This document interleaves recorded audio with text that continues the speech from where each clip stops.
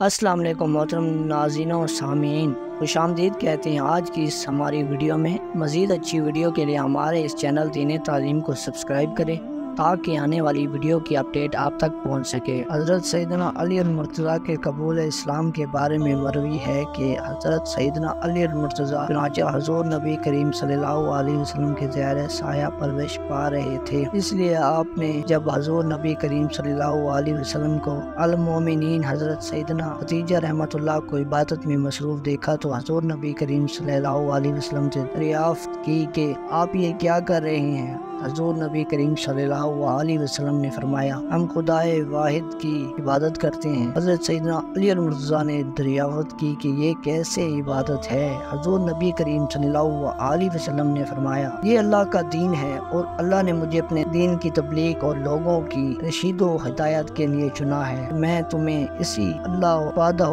لا شریک پر ایمان لانے کی دعوت دیتا ہوں۔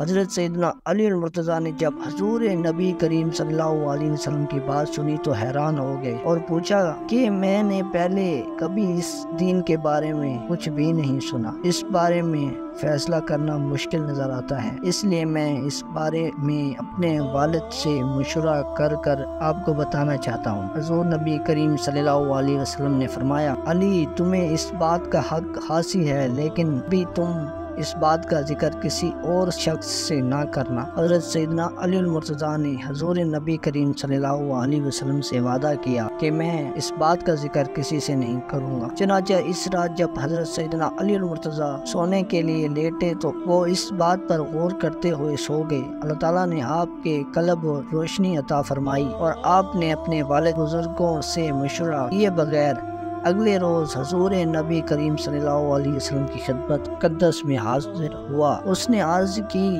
کہ مجھے دائرہ اسلام میں داخل فرمائیں۔ حضور نبی کریم صلی اللہ علیہ وسلم نے آپ کو کلمہ توحید پڑھایا، آپ مشروف اب اسلام ہوئے۔ اگر آپ کو ہماری ویڈیو اچھی لگے تو ویڈیو کو لائک اور چینل کو سبسکرائب لازمی کریں۔ تب تک کے لیے اللہ حافظ۔